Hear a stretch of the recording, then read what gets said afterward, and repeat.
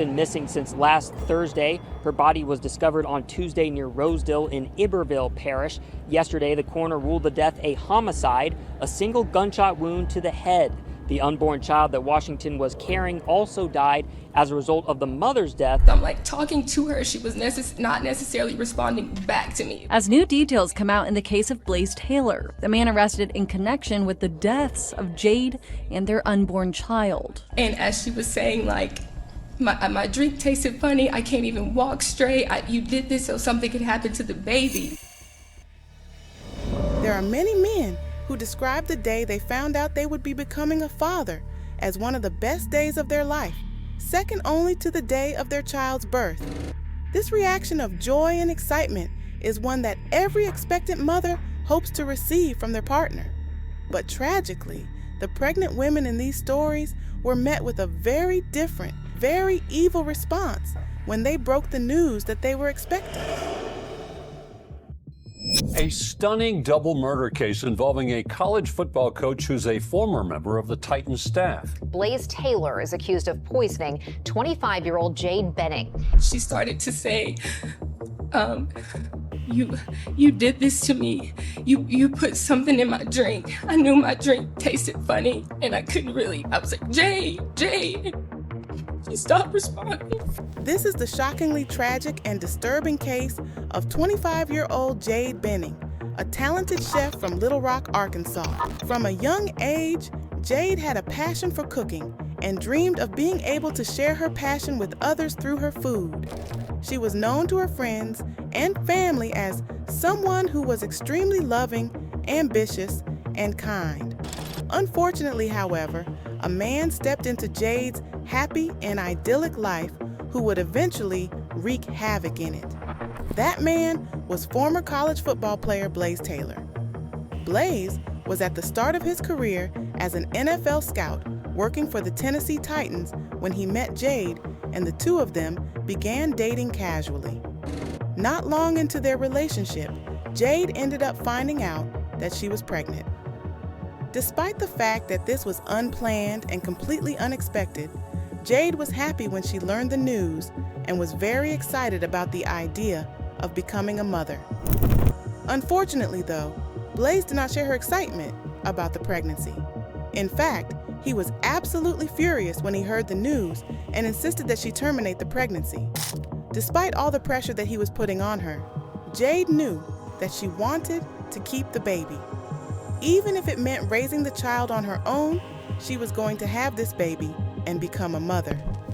On February 25th of 2023, Blaze went over to Jade's apartment so they could discuss the pregnancy. The two of them had dinner together, but partway through, Jade noticed that her drink tasted strange. Just a short time later, she began feeling extremely ill. She immediately suspected that Blaze may have put something in her drink to intentionally cause her to lose her baby. She called 911 for help and also called her best friend, telling her that she believed that she had been poisoned. Jade was rushed to Vanderbilt University Medical Center for treatment, but her condition became very severe very quickly. She sadly ended up losing her baby. Then, just about a week after that, she also passed away. Even though Jade had claimed that she thought she was poisoned before her death, there were no arrests immediately made. This was because some medical professionals believed that her death could have been caused by an allergic reaction. It wasn't until a deeper investigation was done into the case that law enforcement began to question if Jade's suspicions were true.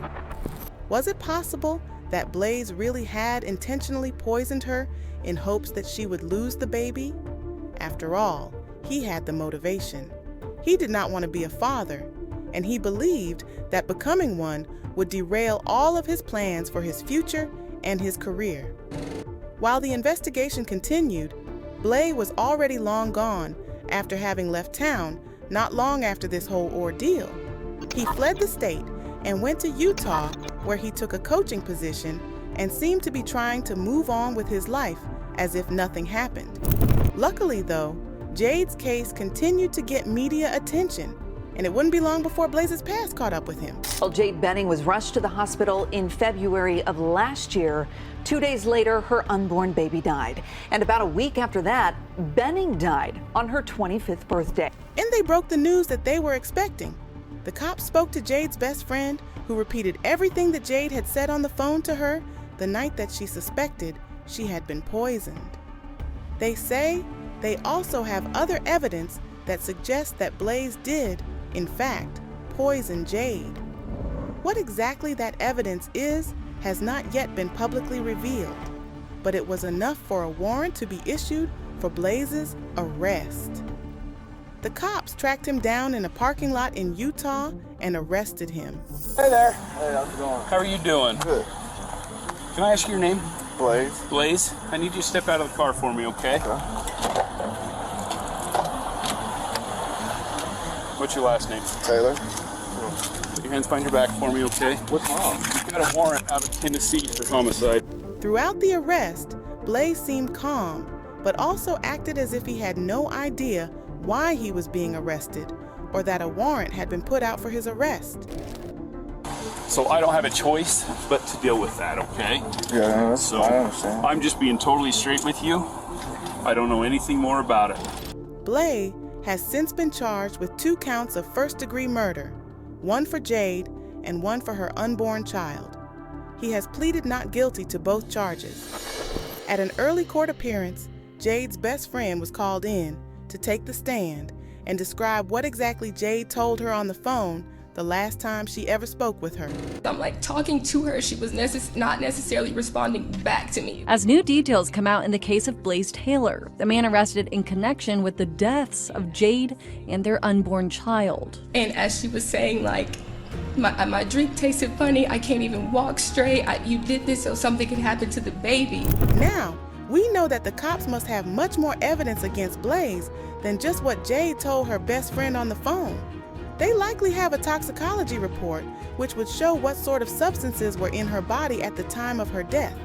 This could help prove if and how she was poisoned. But for now, the cops haven't revealed any of those details. They will likely not come out until the trial. Despite what he has been accused of, Blaze is not awaiting trial in a jail cell. Instead, he is out on bail after paying a whopping $2.5 million for his freedom. While we don't yet know when the trial against Blaze will officially begin, the prosecution has said that they will be seeking life in prison with no possibility of parole if he is convicted. In the meantime, Jade's friends and family are stuck in a painful sort of limbo. They are waiting for justice to be served on her behalf so that they can finally have some sort of closure. But it could still be years before that happens. They are continuing to mourn her tragic loss and the loss of her beloved unborn baby. The restaurant where Jade used to work as a chef is making sure to keep her memory alive, but starting a memorial for her. They also named her favorite dessert on the menu after her, so that every time someone orders, they'll be reminded of the beautiful and talented young chef whose life was stolen far too soon. What punishment do you believe is fitting if Blaze Taylor ends up being convicted of this double homicide? Let us know what you think in the comments down below. I have a child. How old are you, sweetheart? 3. She's 3 years old. She's in the parking lot standing here by herself with a pillow. No one's around. She had blood on her. The hair is just sticking up on my arms. It's giving me chills. In June of 2016, a tiny little girl was found wandering around a parking lot alone in Baton Rouge, Louisiana. Luckily, the man, a middle-aged gentleman named Leslie, who discovered her, was a good person and immediately called 911 to get her some help.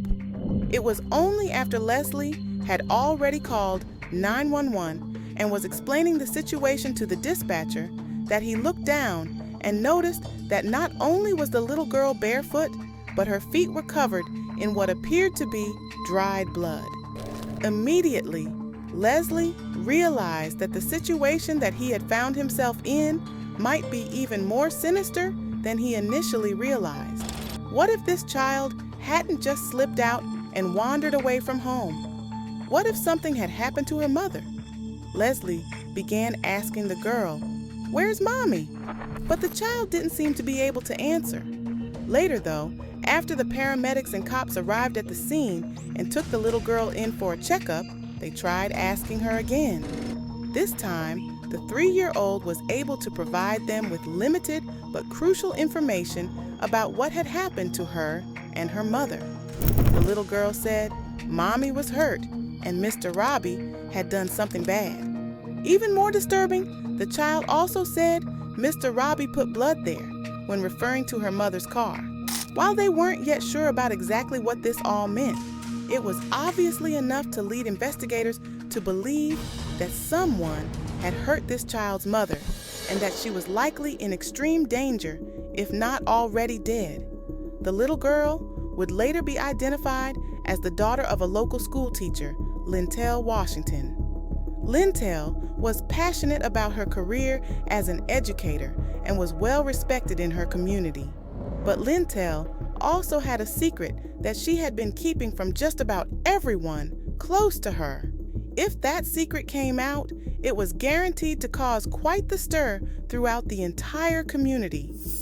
The secret that Lintel was keeping was that she had been having an affair with the assistant principal employed at the same school where she worked. His name was Robert Marks and was married, so they kept their relationship a secret for a long time. He was the same man that Lintel's little daughter had been referring to when she mentioned the name Mr. Robbie. There were many things about Lintel that made her an absolute catch, as those closest to her would say, and she certainly did want to find her person.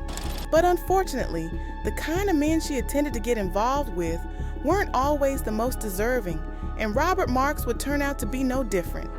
She was dedicated and hard-working. We didn't call ourselves friends, we called ourselves sisters. Did you get the impression that she was looking for love? Sure. Lintel did not have any luck with me. Lintel unexpectedly became pregnant with Robert's child, and that's when everything changed in a major way. Lintel and Robert both had very opposite reactions when it came to finding out about the pregnancy.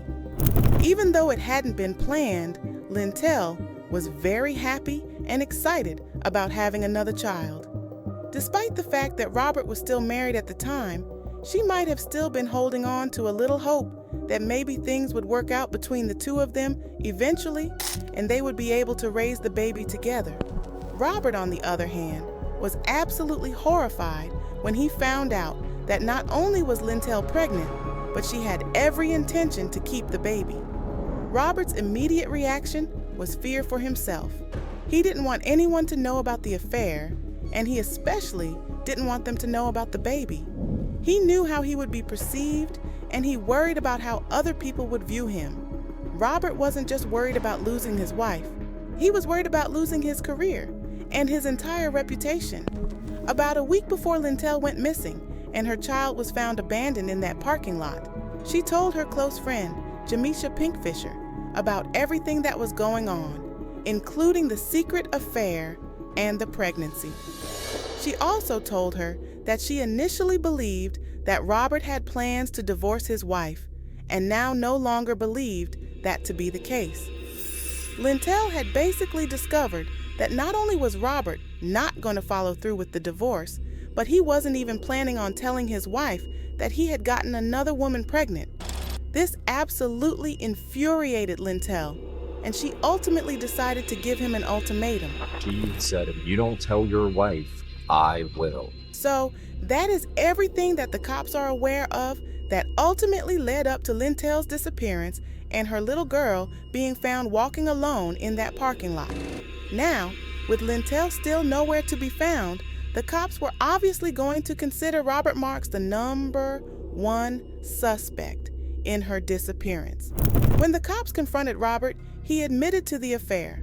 He also admitted that he had been with Lintel and her daughter the night before Lintel went missing. Nevertheless, he claimed that he didn't know where Lintel was now. While the cops couldn't yet charge Robert with Lintel's murder since they didn't have a body, they had enough proof, due to what he had already confessed to them, to hit him with a different charge. That charge was child desertion, and it was for abandoning Lintel's toddler-age daughter on the night of the disappearance.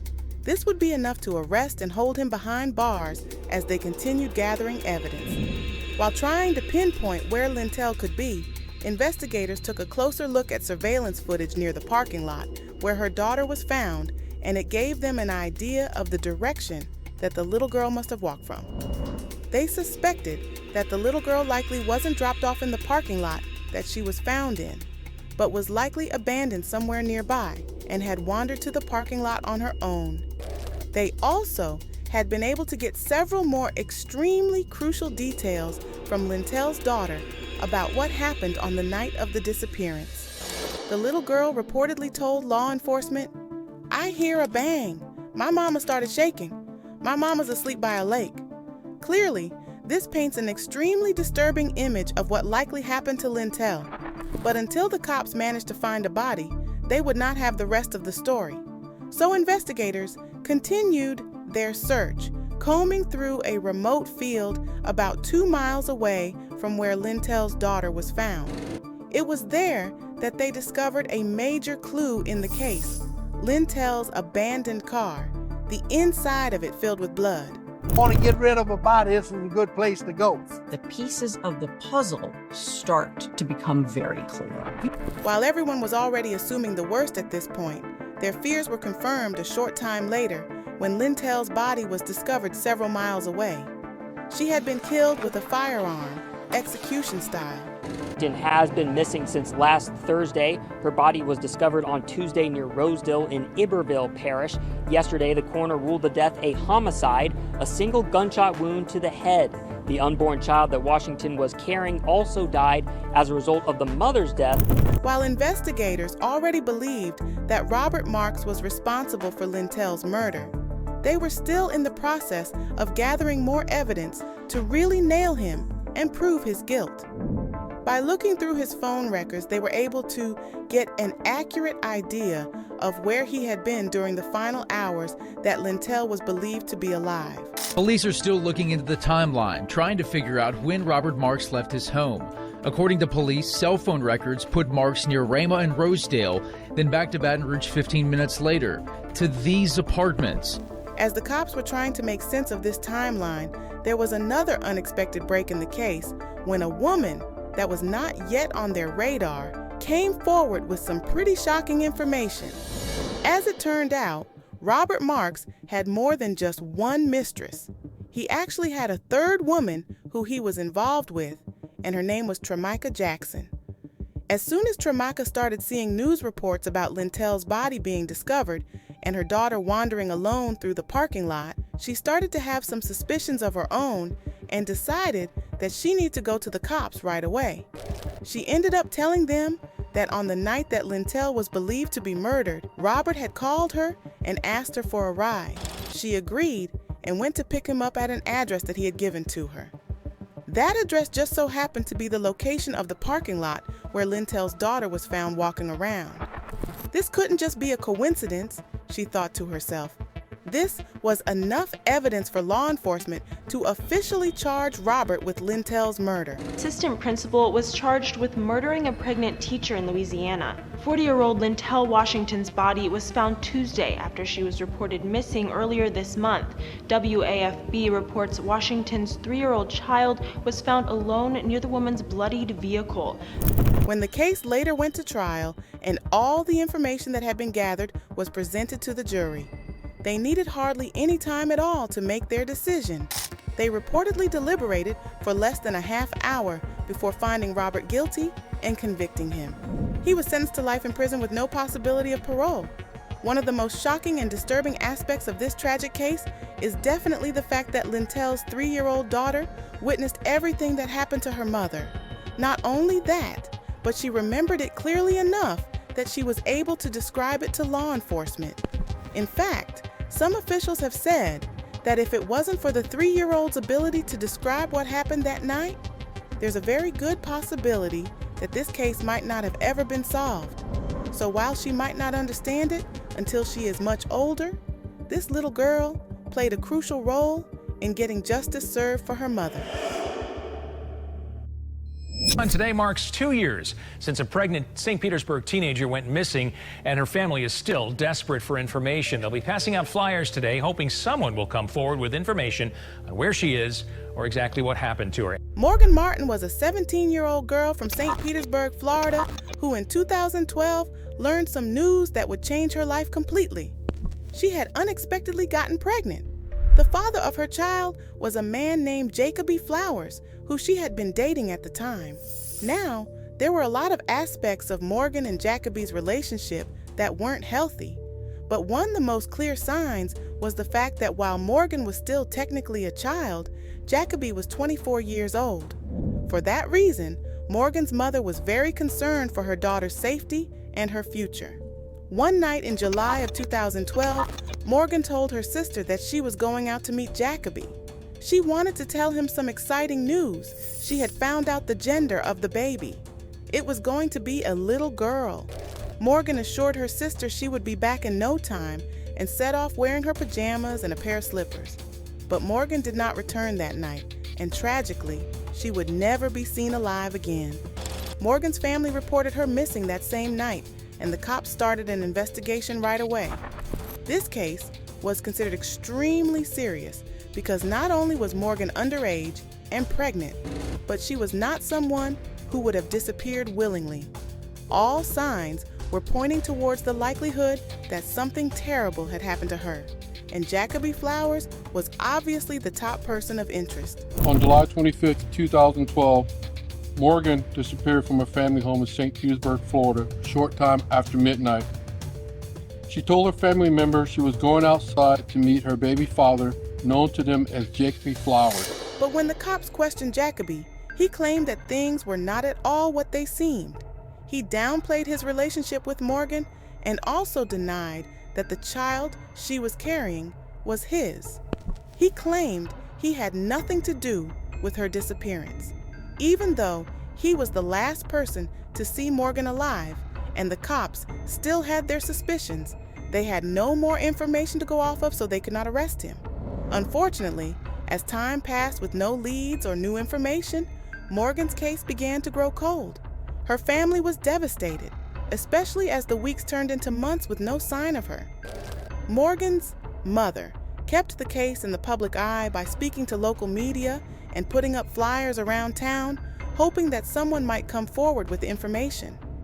The community rallied around the family, but as time went on, hope began to fade. Dan, Morgan Martin is that teen. She was last seen leaving her home to go tell the father of her unborn child that she was having a little girl. Again, this was 2 years ago, 2 years since Morgan Martin went missing. 3 years after Morgan's disappearance, in March 2015, the St. Petersburg Police Department decided to take another look at her case. This renewed effort brought fresh eyes and new resources to the investigation. Detectives, along with a skilled data analyst, combed through all the evidence they had gathered over the years. They re-interviewed witnesses and conducted new searches, including crossing state lines into Georgia in their pursuit of the truth. By July of 2015, Morgan still had not been found, but Jacoby had finally been named a person of interest in the case. In the wake of this development, he agreed to an interview with ABC News. In that interview, he claimed he had nothing to do with Morgan's disappearance and that the cops must have some sort of grudge against him, and that's why they were considering him as a suspect. Oh, you looking for my daughter? Have you seen her? I'm like, no, I haven't seen her. Okay, she's like, okay, I gotta send the cops out to you. Okay, send them. I have nothing to hide. You can come to my house, you can look around, you can talk to my roommates, my neighbors. I have nothing to hide. As the interview continued, Jacoby seemed to become angry and even offended. He claimed that Morgan's family was trying to ruin his life by trying to find out the truth about what happened to their loved one. If anything, this made him seem all the more guilty. After years of investigation and mounting evidence, the authorities finally felt they had enough to bring charges against Jacoby Flowers for Morgan's murder. He was arrested and held behind bars while awaiting trial. During the trial, it was revealed that Jacoby and Morgan's relationship had been far more complicated than he had admitted. Jacoby was in a relationship with another woman at the time and was shocked when Morgan became pregnant. Fearing that his partner would find out, Jacoby reportedly begged Morgan to have an abortion, but Morgan refused, excited to become a mother. It was then, they say, that Jacob decided to take matters into his own hands and lured Morgan out of her home with the intention of taking her life. Our investigation will show that Jacob Flowers planned Morgan's murder. He duped her into coming out to meet him. He killed her, and then he dumped the body. In a shocking turn of events, Jacoby, who this whole time had fiercely stuck to his claim of innocence, ended up confessing to killing Morgan, but wouldn't say how he did it. Despite his confession, he showed little remorse, and his lack of cooperation in revealing the location of Morgan's body angered the judge. In an attempt to get some closure from Morgan's family, the judge offered Jacoby a deal. If he would lead them to the whereabouts or Morgan's remains, his prison sentence would be reduced by 20 years. Jacoby gave investigators an address in Alabama where he claimed he had buried Morgan, but unfortunately, to this day, her remains have never been located. Jacoby was convicted and sentenced to 40 years in prison for her murder. Even though the case remains open, investigators are sadly no closer to finding this teen's body, and her family is still waiting for answers that they may never receive.